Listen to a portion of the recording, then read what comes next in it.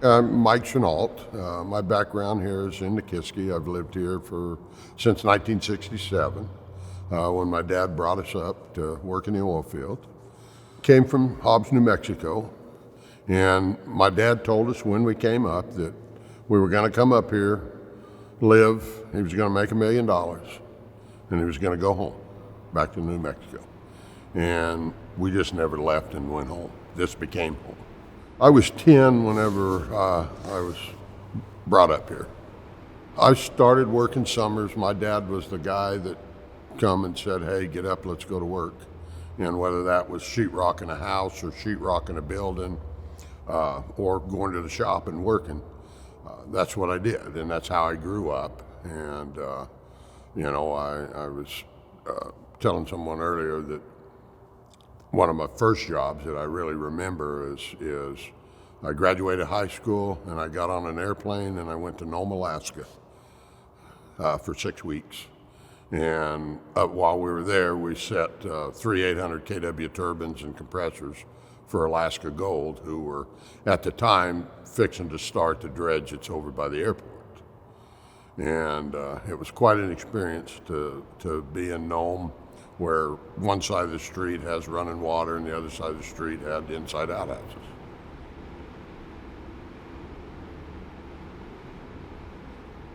We had enough work that we didn't really look outside of the Nikiski area, or the Cook Inlet, between Swanson River, the inlet, the chemical plants, the LNG plant, and 2 refineries. We'd get all the work we wanted. And we decided early on that unless we've got someone that we can trust to spend our money like it was our money, it might not be a good business venture to do that. We got into one that wasn't real good, but we learned from that, and we were able to get enough contracts here in the local area that we kept on average 125 people working. What kind of business do you guys have, your family business? Family business was a construction company. My dad in '69 started a quick construction company. And we also had another company called Chenault Company, which was the union side of Quick, which was a non-union company. And we ended up picking up turnarounds in the used to be Unocal plant, but now it's Agrium. And we held a maintenance contract in there for 17 years. And we also did, work out on the platforms. That's where my dad broke out, was welding on the platforms. And then we ended up with crane operators and welding crews out there on those platforms, putting in compressor units and lift units. I always was fortunate enough to work for the company. I worked for my granddad when he was our shop foreman, and taught me a lot and taught me how to respect work and to respect employees and to just get the job done quick as you can, the best you can, and move on.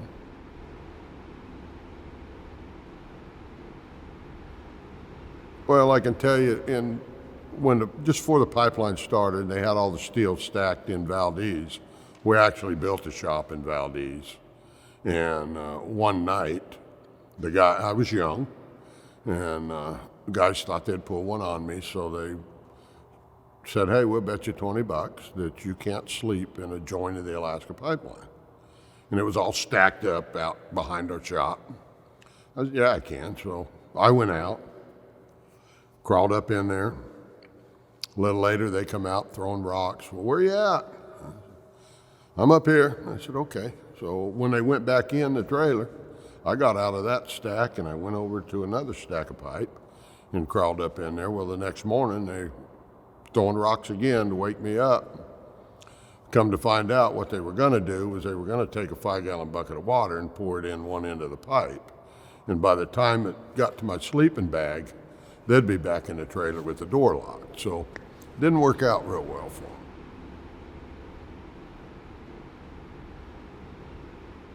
Most of our employees were local people. On turnarounds, we'd hire up to 325 employees for a month and a half job. And we were fortunate enough that we had good enough relationships with most people here in the community that those turnarounds would happen off season for fishing. So we'd pick up a lot of experience, good employees that were hard workers, hard commercial fishermen, but they would work these turnarounds for us. And for the most part, our employee base was local. I mean, occasionally we'd have people come up from outside. Maybe we'd need some class 4 stainless steel welders, which you never had enough of. So, you know, if somebody came up and could make a test, we'd put them to work.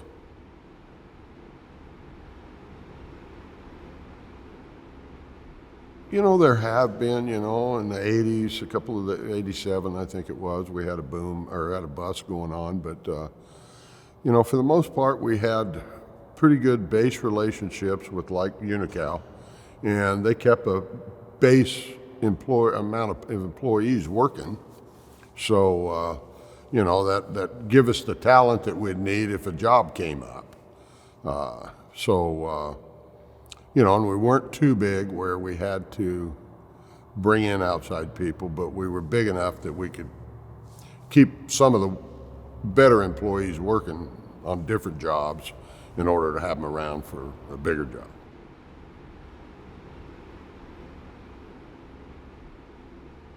Well, in 2000 is when I first got elected. In '99 I was elected to the Fire Service Board out here, and I also served a year on the school board.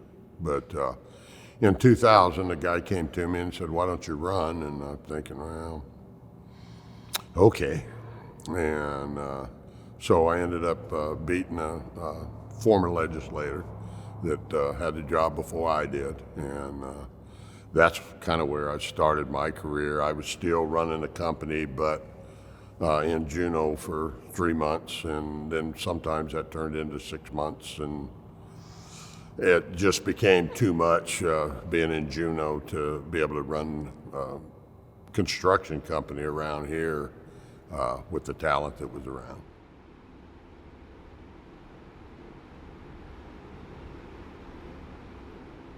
Well, you know, I came from the oil industry, so I understood the oil industry, and I understood the need for a tax base that didn't change on a regular basis, or you weren't threatening to change it. And, you know, through my term in the legislature, it seemed like every year somebody had a plan to tax the industry more. And, you know, I understand that oil is a world commodity. It's not just an Alaska commodity. And naturally, we want the most money for our resources that we have, but you also have to be smart enough to know that oil companies invest in different investment cycles, and if you're not competitive, they just won't make that investment. They'll continue to bring the revenue source to market, but they may not make the investment that they would if the tax structure wasn't correct.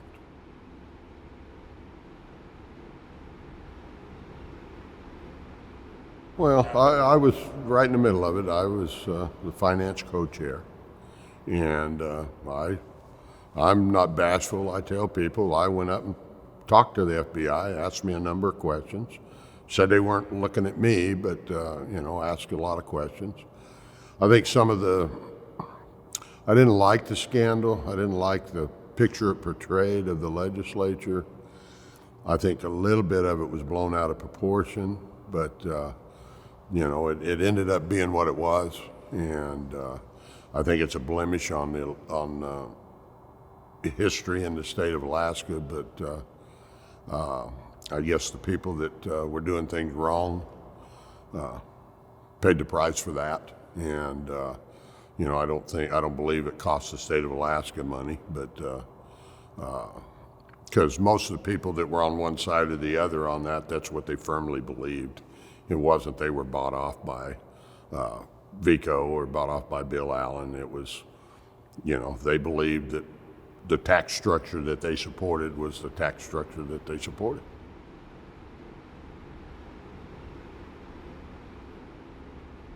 If we didn't have the oil industry, we'd be in trouble as far as the state goes. When we became a state, the argument for not making this a state was that, the federal government's going to have to take care of us. And without the oil industry, we would be a bigger burden on the United States. So, we've got fishing, and if we would develop our minerals and other things around this state, we'd be in a lot better shape than we currently are. You've seen we have a local issue here with king salmon and what's happened to our kings, and lots of different people can give you their point of view. I don't know which one's the right one or not, but we're struggling to get our king runs back up, and that affects our commercial fishermen. Eastside set netters didn't fish this year.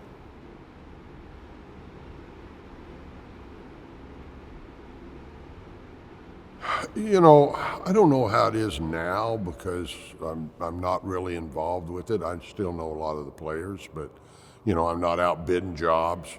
What I noticed in my time is that if a company was happy with the work you were doing for them, they at least let you bid on the next one.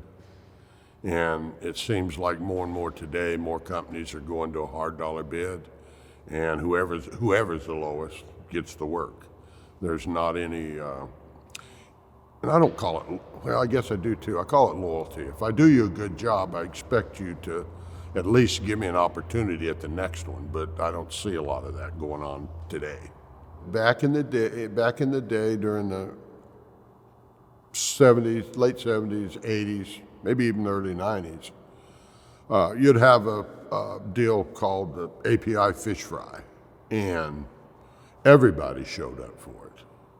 And you all had those conversations, had a good time. You may have went out drinking, you may not have, but I don't see that much interaction between company people anymore. Bill Allen, for instance, I've known him all my life. I can have a beer with him, or I can go have dinner with him. I'm okay with that. And even when we were companies competing against each other, we could get along. Now, that didn't mean that him and I didn't go head to head on bids, and I was doing everything I could to beat him, and he was doing everything he could to beat me, but we still had a relationship there where it wasn't adversarial. And most of the other companies, I mean, Bill Stamps, who used to run Peak Oilfield Service, Slim Kimbrell, Onis King, other guys that owned companies the same as ours that competed against us, we'd still go have dinner or have lunch together and be friends. I always got along well with Bill. I didn't put up with any stuff that he wanted to throw out, but and he didn't with me. Him and my dad were probably closer as far as competing at that time when Bill was still a smaller company, because Bill broke out here in Weldon in the Inlet too. And, him and my dad would swap welding machines. If you had one and didn't need it, you could get it from them. And welding, I was telling Rebecca a while ago, welding rod. You can, you couldn't get it here. So if somebody had some and you needed it, you had to borrow it and you replaced it later, then that's kind of how it worked back in the late 60s, early 70s.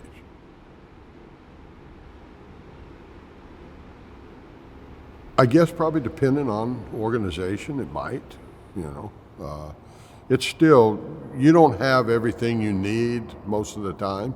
Some shops do. I mean, this is a big shop here, and they got a little bit of everything, but sometimes you run into a spot where you don't use something enough that you have to have it on site. So, if somebody needed it, I think that these guys would still give it to whoever needed it or loan it to somebody.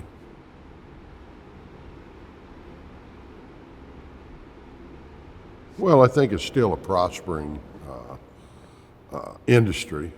It's a good industry to get into. It's good paying jobs. providing for families around this state, whether you work on the North Slope or you work out in Cook Inlet or you work on a remote drilling site someplace. It's good wages, good paying jobs, and it benefits the state. While we have no state taxes, or we do have local taxes, and that helps the schools and all of that. So I think it's important. There's always a graying of the industry, and doesn't matter which industry you're in. This oil industry can always use welders, it can always use fitters, it can always use insulators, engineers. I think it provides a good economic base for the state, and like I say, it provides a good job.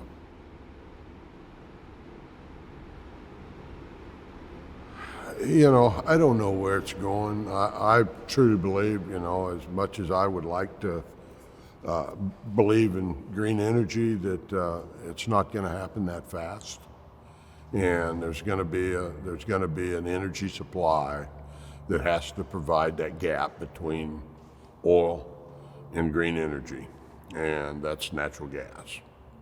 And it's the cleanest burning fuel that we have, that I'm aware of.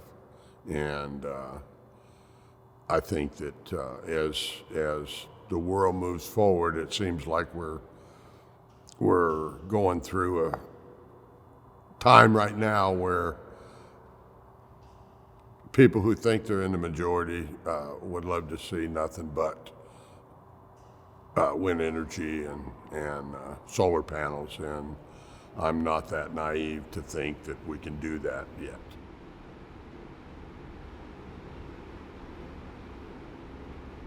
Well, we always talked about, we're going to build a gas line right after we built the TAPS line. And it's fortunate for us that we didn't. Because if we would have built a TAPS line, or built a gas line, right after we built the TAPS line, we would have received monetary value for that gas, but it would no way near compare to the gas that we've used that gas to lift on the North Slope to recover more oil. We probably recovered billions of barrels more oil because we used the gas as the lift agent versus water or anything else. So, I think the future for Alaska is going to be gas. If we can get the AGDC project started, then that'll help Alaska. The resource will provide money for the state budget, but not the same as oil has.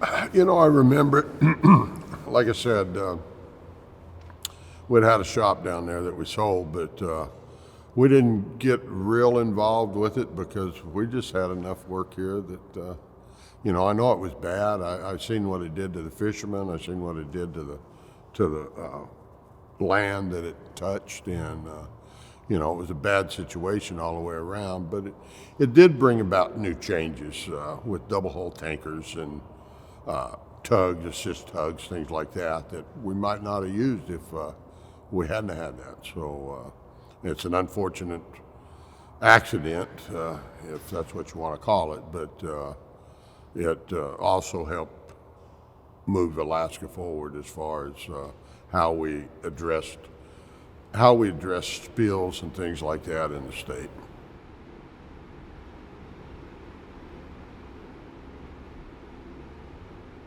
I was telling somebody a while ago about going to Nome out of high school and working up there for 6 months or 6 weeks, putting in some 800 kW turbines for Alaska Gold, and for a kid to get up into that area at that time was amazing. And I've had a lot of other jobs around here, going to platforms and working on different projects, and most of them are rewarding because back in the day, you went out, did the job, got the job done, and went home. You know, it wasn't, a lot of these jobs weren't full-time work. For me, you know, we put a lot of people to work and they were turned into full-time jobs for them. Because that's what we were. We're, like most of these companies, we're a people broker. You need a welder, I get you a welder. You need a secretary, I get you a secretary. And so that's what we did. We just basically provided manpower for the oil industry and the chemical industry. And that's how we operated.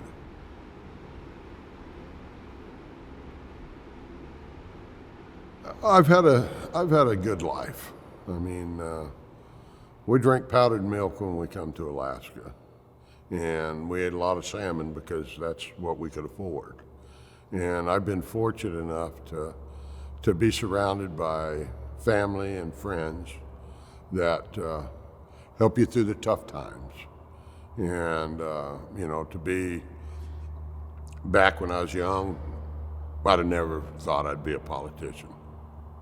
That was probably the last thing. My parents were involved in the politics of the local area and even at state level for quite a while. But they were pretty much out of it by the time I got into it. And if you'd have told me I'd be the speaker, I would have probably bet you that I wouldn't be. But I enjoyed my time in the oil industry. I enjoyed my time in the legislature. I don't really know if I really did a good job, but apparently I did a job well enough that they wanted to keep me there. So, and I'm not sure what that means. Well, you were the longest serving speaker I in am. state history. You are. So Yeah. I think you were doing something. Well, that's what and I don't know. I don't know if it was that they liked me doing that or if they just didn't want to hear me talk. And so as the speaker, you're not supposed to talk a lot. So, but as I said earlier, I surrounded myself with knowledgeable people that knew the system and that had good work ethics. And they probably kept me out of trouble more than I kept them out of trouble.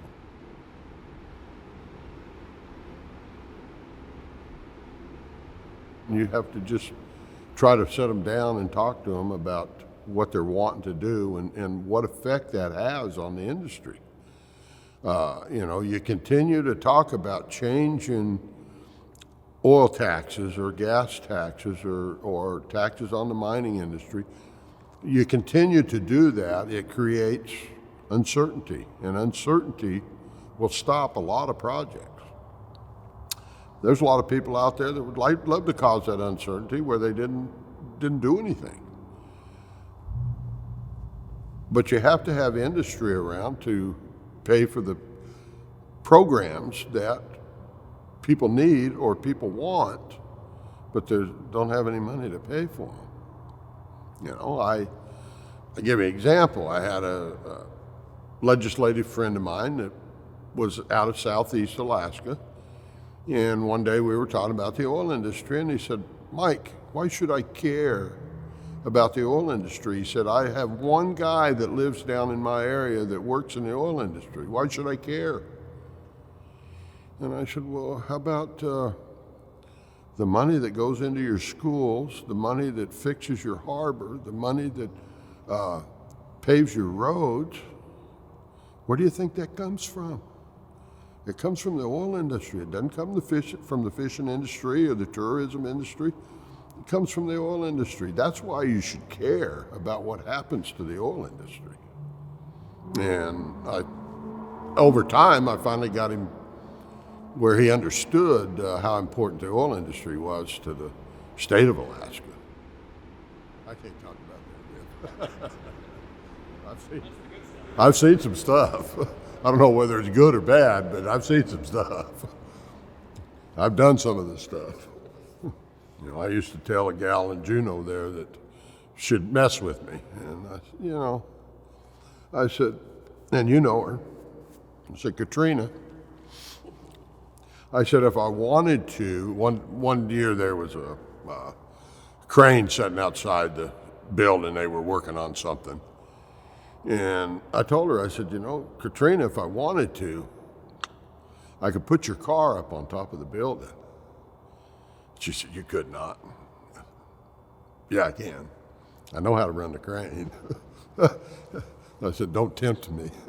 But I told people down there we'd done stuff that you could go to jail for, you know, to people just messing, just playing. But today's world, you'd be in trouble.